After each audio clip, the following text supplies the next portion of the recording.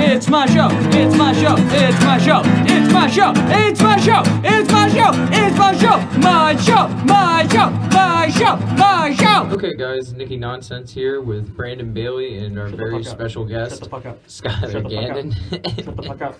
This is my show now. Everybody, welcome to the Skylar Gannon Show with Skylar Gannon. I'm Skylar Gannon. This is Skylar Gannon. This is Skylar Gannon. And today, we're going to be talking about our band, Raoul and the Dukes. So, Skylar and I founded the band years ago. We brought Brandon in the first week. He might as well founded the band as everyone else. And, yeah, so that was about 7 years ago in 2013, July. From there, we started playing at a little place called... 2013? You sure it wasn't 2012? It was 2013. It was 2013, yeah. And, I wasn't sure about the July part. But... No, it's absolutely July of 2013. I remember it being hot out. Okay. It was very hot. You guys know better than I do, apparently. All of our memories are a little hazy from that time. So Sean's Music was a music store in Easton, Maryland, and he was holding weekly open mics that we all participated in, and I mean, it was... I think you're doing us kind of a disservice right now, because, like, to say that Sean was just, like, having open mics isn't entirely accurate. Yeah, it's not. I was working at the music store, meaning I did stuff, and occasionally Sean gave me either wads of cash or got me very drunk and gave me lunch. I don't know what the statute of limitations on giving alcohol to minors is, but... and he had this big stage in, like, the studio in the back of the recording, and I was like, why don't you have shows here? And he was like, why don't I have shows here? That's a really good idea. I thought it started at the other location, the Believe in Music spot, though. I thought that's where you two started. No, we started playing at Sean's Music. Now, Sean... No, because we played at Nightcat for a hot minute. Yes. Then Sean started having open mics after we were like... But I thought he was still at Believe in Music then. No, he had bought Believe in Music out at that point, and it became Sean's Music in the old location, and he had him there. But you guys never played that? No, we never played that location. I thought, that's where I was kind of... No, so when he moved to center of Easton and Goldsboro Street, right across from the courthouse, that's when we went there, and that's when Skylar started working there, and that's when he started getting serious about doing the whole music showcase. And I mean, and it wasn't really, it was so much more than an open mic. It really... I mean, we forced the scene into existence. I mean, it really was like, it was a scene of, you know, I mean, we had hundreds of people that would come out to this open mic on varying nights. I mean, it, you know, we started everywhere else we went. I mean, we played open mics in other locations too. We played an open mic at Market Street too. And I mean, people came, pretty much the same people came out to it. So, I mean, creating that scene really gave us the foundation of the band. We had our good friend Austin Hill on drums during that, and it really solidified our original lineup there for a while. And so one thing led to another. We've had some other members involved in the band, and eventually we had... you know, we all started growing up and moving away. So I think Skylar was the first one to move away, if I'm not mistaken. Yeah, like August of 2014. Yeah. I moved to Michigan. What's also good to say that you also weren't really a part of the band at that point when you moved away. Yeah, I dropped out a couple of months before I moved, mostly due to mental health stuff. I was just kind of like falling apart, and I was like, guys, this ain't gonna be good for anybody. Like, I think it was a lot of stress building up to that point. There was like 6 of us in the band, and we all had like different opinions on what we should do. So everything was definitely getting a little out of hand. I mean, it was a little Beatles-esque, you know what I mean? It was somebody being like more open chords and somebody else being like heavier riffs. And, you know, once Skylar had moved away and Brandon and I were still trying to keep the dream alive there for a little bit, and Brandon ended up moving away in October of 2014, roughly, around October of 2014. And you moved to West Virginia. And I was gonna try and find people up there to keep the band going and stuff like that. It just never happened. Because it's West Virginia. And then you ended up doing something with Daniel and Austin and everybody. Oh yeah, okay. So what happened after that was around late 2015, early 2016, Austin and I were jamming, and we were jamming for I believe it was some women, and if I remember this story correctly, I believe there were some babes. I believe there were some women involved in this and some marijuana, and fucking Austin and I decided to redo the band with the addition of Isaac McLaughlin, which if you guys have seen us at Cambridge at 447, or if you guys saw us anywhere else, you saw Isaac playing saxophone and congas with us. And so that went on for a little bit. We had Daniel Ward, another good friend of ours who's deceased, yeah. And he came in on drums at the recommendation of Austin. And we played like that for a long while. And one thing led to another. We ended up disbanding due to drugs and alcohol and some other things going on at the time. And then Brandon made his triumphant return from, he actually ended up from West Virginia. He ended up in California. And decided to come back. Well, yeah, I guess to not confuse people, I kind of stopped here on the East Coast, back from West Virginia again. In 2016, yeah. Before going to California, and then babe.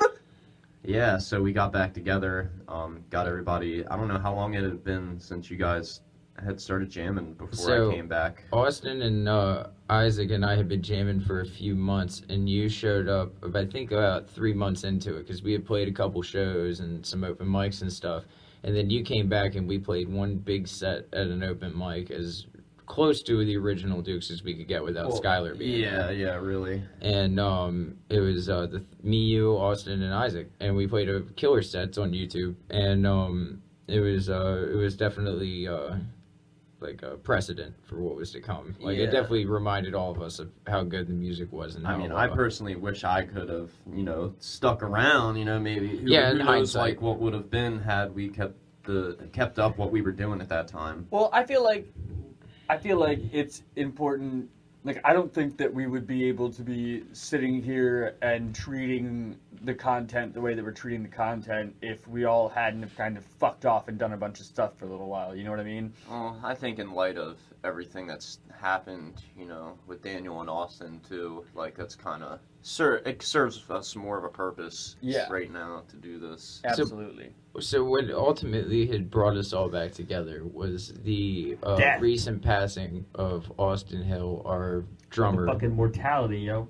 And, we all met up after all that time, and we were talking about it, and what originally started as getting back together to record the first album has morphed into just pushing this band as far as we can for Austin and for Daniel. Say that we were going to record all of these songs that we had written. We were going to do it anyway just to put this all out, and then just kind of like not really think much of the Dukes afterwards. But then all this happened, and then we were like, yeah, we should do this. This is what we should do. Yeah. Like, earlier this year, we had all started talking about, just bullshitting a little bit about recording, and we didn't know who would still be into it, so I started talking to Isaac. I actually did briefly talk to Austin right before he passed about recording the drums for it and recording some guitar tracks, which was, and after he passed and after the accident, it was kind of like a definite thing at that point. So quick little fun note about Austin.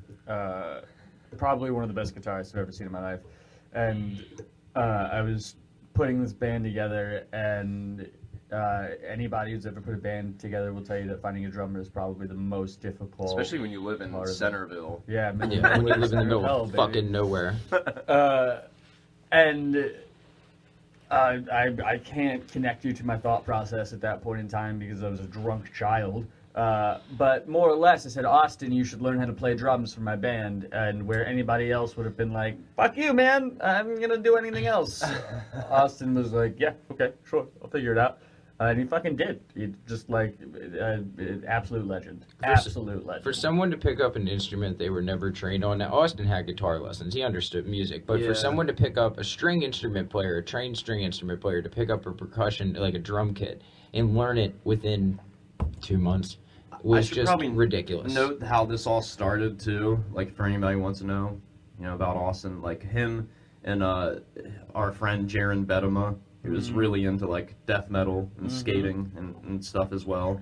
Both of them came over, and they were just fucking. We were listening to Death, the band Death, and then like all of a sudden like Austin hop back behind the kit real quick and just start playing some like blast beats or something like that. And then like out of nowhere, he just whips out a fill like from some Gene Hoglan fill, like that's in the middle of the song. He's just like all over the place. And I was like, Austin. I was like, what the fuck was that? No, we've known this kid. We've known this kid at this point now. We've known him for several years. Yeah, I watched his progression on guitar through like his whole life. Yeah, we like, met Austin when we were like, what, 11, 12, some shit like that? Yeah, I knew him and Daniel since Devin was in their class in 4th grade. Oh, so shit. I've known them since they were like 7 years old. Yeah, I've known Austin and Daniel since about the same time because we all rode the bus together in fucking elementary school. So it was like to watch this kid. Like I've known you since 5th grade. to watch that kid get behind a kid though and just fucking lay it down for us. Yeah, it was mind blowing. It was absolutely like I didn't think he was going to be in a band playing drums, but I was like, dude, you should totally keep doing this. And then when it came time that we wanted to get a more solid lineup in the Dukes, I was like, hey, Austin, you want to play some drums? The Dukes had this steady progression of members. What originally started as Skylar playing guitar, me playing drums, morphed into Brandon on bass, then morphed into Brandon playing guitar, me playing bass, Skylar playing guitar and singing, and Austin on drums, and then just increasing amount of members and variations of us on different instruments from there on out. And it's mainly consisting of people from that Sean's music scene that we were talking about. I don't think anyone cherry picked just like musicians at random to play instruments and shows with us. As previously mentioned, we were all kind of like drunk, fucked up children, and so not infrequently one of us would have like, dude, there's just no way I can play a show tonight, bro. It ain't happening. And I can't tell you how many times like Bailey and I had sat down with more or less a total stranger and been like, okay, here's the set. Yeah, you back got in that 10 minutes. stairwell, bro. Back in that bathroom stairwell. Sean's music, dude. Yo. Sean, if you're watching this, not only have I taught many a song in that stairwell, but I've also done a lot of drugs and had a lot of sex in that stairwell. Just want you It's to closed know. down, so I mean, at this point, I don't think it matters because My therapist recommends I be a little more open and direct, so there you go. That fucked in your business. I don't think that's what they meant. You are probably not the only one. No way. No, I can Under no definitely confirm that. circumstances. But you can call all that like a little Seattle or something like that if you want. Because we were all like kind of in the same bands. Like Dominic was in like Floyd Pepperin band and Percival and Raoul and the Dukes. You know, we had like 5 different projects that were all the same people. It's like Parliament Funkadelic. It's like the P-Funk. It just doesn't make any fucking sense. It was like a whole multiverse of fucking bands. It was like the Marvel universe, the cinematic universe. It was like that. It was like we're this. Yeah, we need a Super Smash Bros or something with like all of us so we can all run them up. Oh Jesus! So I mean, now that the Dukes have more or less reunited, I mean, the 3 of us have started recording a demo, and we're gonna start tracking an album this week. Don't fucking tell them that. It's a goddamn surprise. And, It's your fucking problem. It's not that much of a surprise. It's not a surprise. And we're recording stuff. So not only that, we've gotten Isaac back involved to play some saxophone tracks on the album. So you guys are gonna get some of that sax. It's just ultimately, we've really, I think I wouldn't want to say come full circle, but it's pretty much. I mean, dude, life's a giant circle, man. I mean, pretty much. That's how human relationships work. I'd like to say everything happens for a reason. I mean, I'd like to say that there's a reason we're all here. I think you make the reason. Yeah, I mean. But not only that, I think that it definitely Skylar's gone looking for his vape. Yep. He's taking the mic though. Where can my little baby? Where you should have thought of this before you did Perhaps I should have done a lot of fucking things, Bailey. Oh, thank you so much, bud. Hell yeah. So yeah. I'll come back. So Skylar, when Skylar left, he moved to Michigan. So last week we've been talking about what Brandon's been doing a little bit behind the scenes in all the years since the Dukes. So Skylar has been working on a band and / project called LoungeLizard, which didn't Do you want to explain this? Because this. Yeah. So a group of lizards is called a lounge. So that's like where the name came I from. did not know that. I actually didn't know that either. That's fucking lit. Kind of makes sense. Also, I'm just a huge Modest Mouse fan, so it was kind of like easy to rip them off. You know, it's like alliterative, and it's got like, you know. I was kind of hoping it had any reference to us though, because you know, Fear and Loathing with the lizards. That's what I always I thought. mean, you know, it I was like, to be I honest. think that's always been in the head a little bit. You know, like that's just a part of my makeup, so it's not really like a conscious decision making anymore. You know, it just is there. So I got out of a crazy people hospital and was on like medication therapy, and I went through a stupid ass breakup. And like any fucking sane person, I was like, time to pump out an album about this shit or I'm gonna lose it! And so it started as a project that was mostly designed for me to make like weird guitar soundscapes and sing poetry over, has over time kind of morphed into this weird like post-punk shoegazy thing that really just serves as like a form of therapy for me more than anything else. And an excuse to throw house parties. And an excuse to throw house parties. That is accurate. So We played our first show in my own fucking basement to like 60 goddamn drunk strangers. Some dude from Illinois was like, yo, your band is cosmic and unfuckwithable. I want to get this shit. What do you say? tattooed on He my told you forehead. I wanna your get guitar that playing shit was tattooed on my And like was riding a train through space. Yeah. High fucking compliments, yo. So you guys are on Bandcamp, right? LoungeLizard? Yeah. Yeah. Are you guys on Spotify and all that stuff? No, I haven't done a DistroKid or anything for Okay. LoungeLizard stuff. So- I have no desire to make like money off of the LoungeLizard stuff. It's all up for pay whatever you fucking want. If I got a comedy hip hop album out there too. Called is that on Bandcamp? Yeah, all of his stuff Sweet. is. So that's all on Bandcamp. You can look that up under what? Is that under the LoungeLizard? Or The hip hop album is Non-Binary Blue Boy. That's an awesome name. I love that. Boy spelled with an I.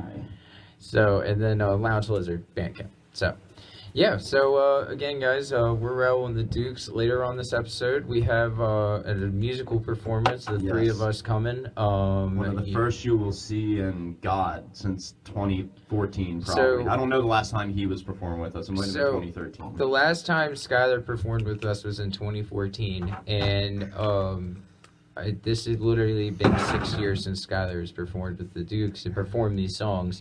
Let alone the last time I performed these songs live on drums was, 2013. Well, yeah, when it we was like founded the the first band. time that we did this. Yeah, so now Brandon is spoiled because he plays guitar all the goddamn time, so he'll be fine. But me and Skylar is gonna be interesting. Do you remember how many of these songs, if any, I had written before the Dukes were a thing, or did all of these come together So post the Dukes? the only song you wrote pre Dukes was "Grab Your Friends," and we Yeah. wrote that at Covey Farber's van in the Yeah. McDonald's parking lot in Centerville, Maryland. Aside from a song that we aren't using anymore called "Like to Pretend," which I Yes. always considered more of one of your solo songs. "Like to Pretend" anyway. was a solo song that you brought into the Dukes, and I think we only played it once. I mean, other than that, like there's 2 songs that I had written before I brought in, and then the rest of yeah, them. we're all looking at the album. The right rest now. of them are the rest of them are all collaborations, mainly between Yeah. you and Austin, actually, like Sludge and Eye on the Mountain and Nine and shit like that. And other ones were jams we all put together. And Yeah. so the first, Skylar, the songs that you wrote, "Grab Your Friends" and "Like to Pretend," and then the first 2 Duke songs were "Hand in Your Eye" and "Desert Blues." And then after And- that, like Supernova. Yeah, and well then Very after Electric. that we all started writing You wrote together. Supernova with me. Yeah, that's what I'm saying. Yeah. That was like that one night. We stayed up one night, and like after doing some psychedelics, and just wrote like goddamn like 6 songs. We like wrote 6 songs like back to back. But bear in mind, we were still children and at Dominic's parents' place. So Yeah. it's like fucking 6 a.m. We're in a garage. My parents are like getting up for the day, and we're Yeah, all still yeah. awake from the night before. Trying to like keep it quiet. I've got like my ear next to the fucking guitar amp that's turned to 0.5, and we're like, yeah, sounds good. Fuck yeah. good Crunchy times. So we are going to have a demo for you guys soon. Yes. We're hopefully going to have this album out more or less. I'm thinking this year, but it might be early next year before we have the full album out. But the demo we are going to have out. We are trying to play social distance shows for you guys. So yeah, we're all in the Dukes. It's nice having Skylar back and having him on Yes, the show. it is. Surreal. And, again, Agreed. got my co-host Brandon Bailey here. So stay tuned for us playing some songs for you guys. Bam! Signing off. You got last words? Yeah, I want to give a big old rip to Daniel Ward and Austin Hill. I love you both with every atom of my being, and I'm sorry that you can't be here for this. Very true.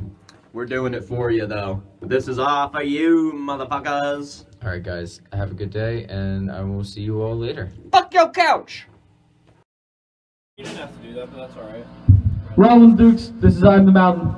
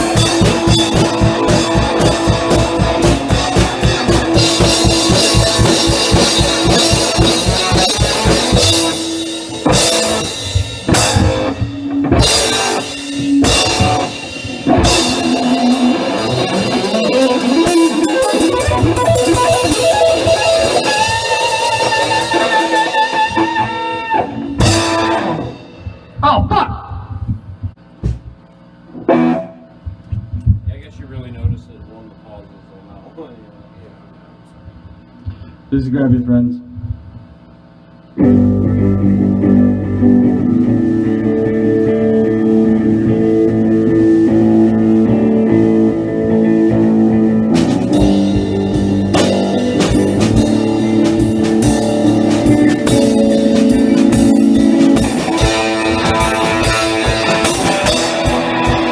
Grab your friends and your toes. Grab your friends if you must. Run for your life if you can. Shout out the words if your words are the film. You got me. You got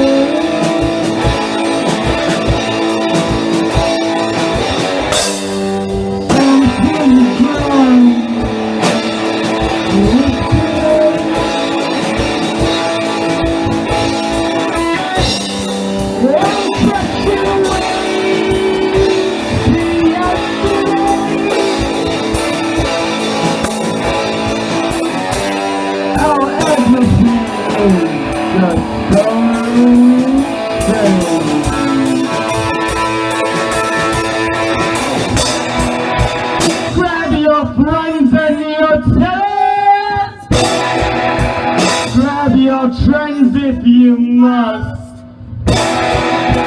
Run for your life if you can. Tell me what you're worthy of, what I've failed.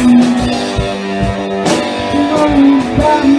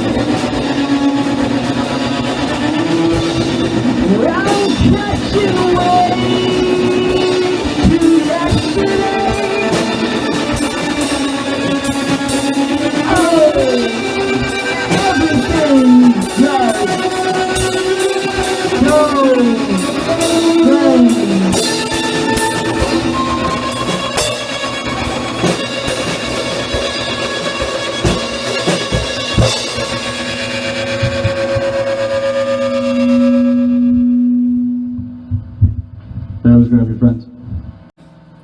This song's called Barely Electric. It's a love song. Bryce Dodge. That ain't even your name anymore. This one's for you.